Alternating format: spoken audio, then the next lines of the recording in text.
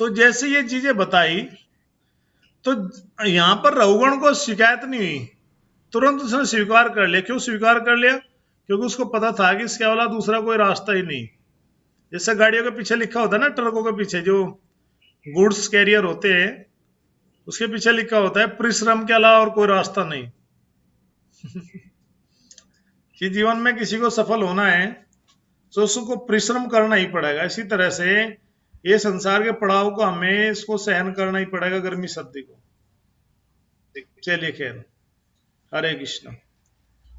तो यहां पर आगे रघुगण से भगवान, सॉरी, जड़ भरत जी कह रहे हैं आगे भावार्थिक का वर्णन करते हैं कि हे रघुगण, जो ये संसार रूपी जो जंगल है, इसमें पथिक आता जाता है, फंसता जाता है, लेकिन उसको बाध्य कर दिया जाता है। ये सबकी कहानी है, बंधे रहते हैं ना, मुक्त कौन होना चाहता है। तो कह रहे हैं कि संसार रूपी वन में अनियंत्रित इंद्रिया दस्युओं के समान है, डाकू के समान है। क्यों है डाकू के समान? क्योंकि वे इंद्रिया हमारे शत्रु ही हैं।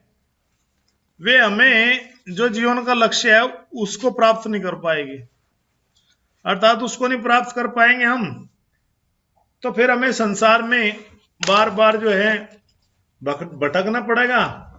और साथ ही साथ जो एक अवसर मिला था, हमें चांस मिला था जीवन में कुछ करने का, उसको गंवा देंगे। तो उस एक अच्छे अवसर को गंवाना ही सबसे बड़ी मूर्खता होगी हमारे लिए।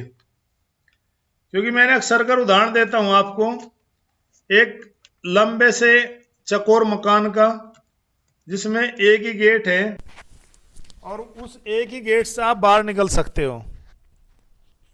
लेकिन वहां उस दरवाजे तक आते आते हमारे शरीर में खुजली होने लगती है। जब हमारे इस प्रकार से शरीर में खुजली होने लगती है तो हम ये नहीं समझ पाते कि वास्तव में हमें कौन से दरवाजे से बाहर निकलना है।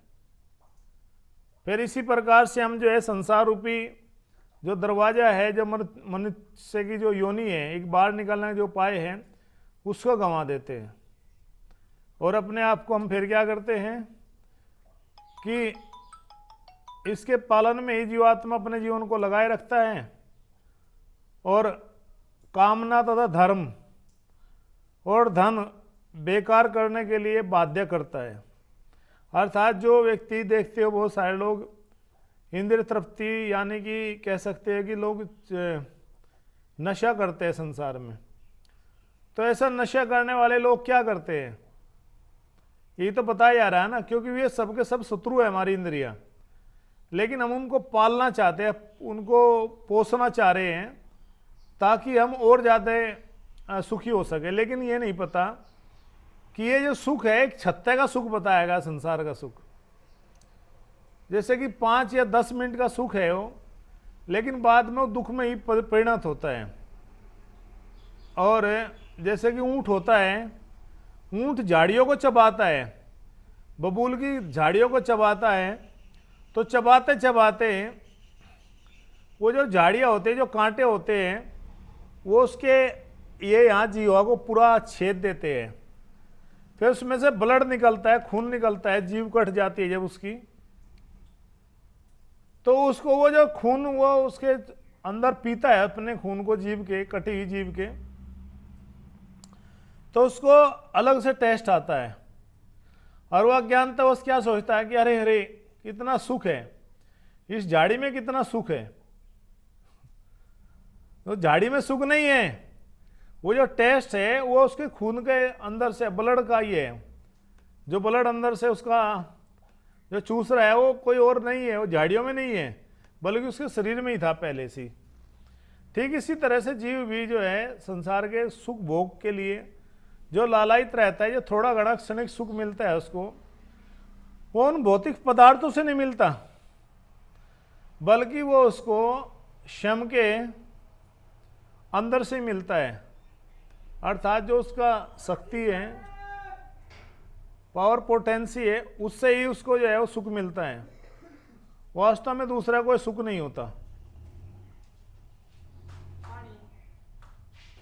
इस प्रकार से जो है ऐसा व्यक्ति दुर्भाग्यवश मार्ग में भ्रमित व्यक्ति अपने उच्च पद का उपयोग इंद्रिय तृप्ति के लिए करता है और फलतः इंद्रिय तृप्तियों के जो है लुटेरे की संज्ञा दी गई है। धार्मिक कार्य को करने से मनुष्य उच्च स्थान को प्राप्त होता है। जब व्यक्ति इन अच्छे कार्यों को करने लगता है, भगवत भक्ति के कार्य को, तो उसको उच्च लोगों की प्राप्ति होती है। उच्च कार्य करने से, नीच कार्य करने से निम्न लोगों की प्राप्ति होगी। उसे इंद्रिय तृप्ति में नहीं लगाना चाहिए। मनुष्य को चाहिए कि थोड़ी तपस्या करे और भक्ति के नियमित जीवन के अतिरिक्त किसी भी वस्तु पर धन व्यय न करे, अर्थात अपना जो धन लगाए वो भगवत भक्ति के कार्य में ही लगाए। इंद्रिया चाहती है कि सुंदर सुंदर वस्तु देखी जाए, इसलिए मंदिर के विग्रह पर धन लगा उसको सजाया जाए। अगर हमारी आंखें सुंदर दृश्य देखना चाहती हैं तो हमें भगवान के विग्रह को बहुत सुंदर सजाना चाहिए और अपनी आंखों से उस दर्शन को देखना चाहिए। यदि हमारे नाक सुंदर सुगंधित चाहता है, सुगंधित सूंघना चाहता है, तो उसको भगवान के चरण कमल में चढ़े हुए फूलों को सूंघना चाहिए। और कानों का उपयोग भगवान की कीर्तन सुनने के लिए ही करना चाहिए, न कि संसार की गंदी चीजों को सुनने के लिए करें हम। इस विधि से इंद्रियों का नियमन और सदुपयोग कृष्ण भावनामृत के विकास में किया जा सकता है। यही बातें अपने बच्चों में भी लागू कर सकते हैं, उनको भक्ति में लगाना। अगर उनको भक्ति में नहीं लगाया और वो पाप करेंगे संसार में, तो आपको भी नरकों में जाना पड़ेगा। क्यों जाना पड़ा? क्योंकि आपने उनको शिक्षा नहीं दी। इंद्रिय तृप्ति के कारण उसको संसार में बुला तो लिए जीव को, लेकिन उनको ट्रेंड करना, उनको सही मार्गदर्शन दिखाना आपका कर्तव्य है। इस प्रकार उत्तम पद को संसारिक इंद्रिय तृप्ति जैसे कि अवैध संबंध, यौन संबंध, मांस भक्षण, द्रव्य सेवन, जुआ आदि के लिए नहीं नष्ट करना चाहिए। इस भौतिक जगत में मोटर कार चला करके रात्रि क्लबों में समय नष्ट नहीं करना चाहिए। कार चलाना, नाइट क्लब में जाना, जो लड़की जो अनमैरिड है उसका क्या मतलब है इन चीज़ों से, या जो लड़का है उनको नहीं जाना चाहिए। या जलपान गृह में घृणित भोजन लेना, गलत खाना है। जैसे कि आजकल देखते हैं कि आजकल एक हुक्का पार्टी चल रही है दिल्ली में। लड़कियों की जो फेयरवेल पार्टी होती है कॉलेजों में, वे वहाँ जा कर के हुक्का पीती है। जो गांव में बुजुर्ग हैं, अनपढ़ हैं, उनको अनपढ़ बोलते हैं, हुक्का पीता है। लेकिन आजकल लोग पढ़े लिखे लोग जा कर के पैसे देकर हुक्का पीते हैं, वो भी लड़कियां कॉलेजों की। आप पूछोगे कहाँ, तो हम बता देंगे आपको स्थान कहाँ है ये चीज़ें। तो इस प्रकार से ये क्या हो रहा है, घृणित कार्य हो रहा है, चेतना हो रही है और व्यवसायी पद को खो देता है। इस प्रकार के लिए इंद्रिय लुटेरों के समय ने लूट लेती है, हमारी बुद्धि का हरण कर लेती है, उस सर को लूट लेती है जो अवसर मिला भक्ति के लिए।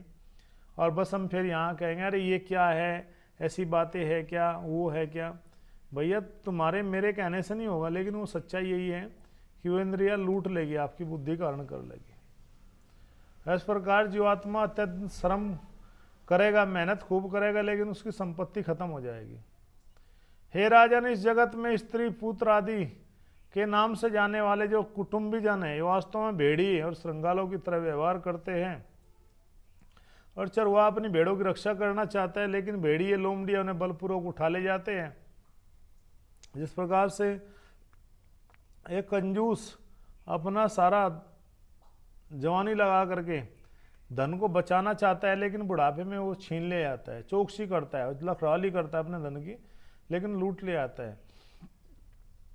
संबंधी परिवार के द्वारा समस्त संपत्तियों को उसके जागरूक होते हुए भी वे बलपूर्वक छीन के ले जाते हैं। अगर ये चीज़ें नहीं समझ में आ रही, हमें नहीं कुछ हो रहा है, तो अब अंदर सोचने की प्रयास करो कि क्यों नहीं समझ में आ रहा है। यह तो मेरे पुण्य बहुत कम है, मुझे इसलिए समझ में नहीं आ रही चीज़ें, या फिर मैंने पाप बहुत ज़्यादा किए।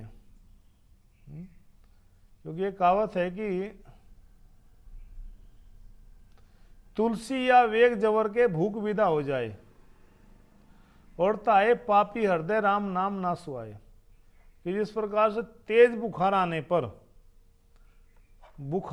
ज्वर आने पर भूख खत्म हो जाती है, हमारा डाइजेशन सिस्टम बिगड़ जाता है। इसी प्रकार से पाप जो हृदय होगा, ज़्यादा पाप कर लेंगे हम, गलत काम करेंगे, शादी से पहले कुछ भी करेंगे, तो पापी हृदय में राम नाम अच्छा नहीं लगेगा। किसी से हम कह रहे थे कि आप कथा सुनो, तो कहता नहीं। तो हमने कहा क्या अच्छा लगता है, तो कहा सपना चौधरी का डांस। मैंने कहा उसमें क्या खूबी है, बोला वो ही अच्छा लगता है।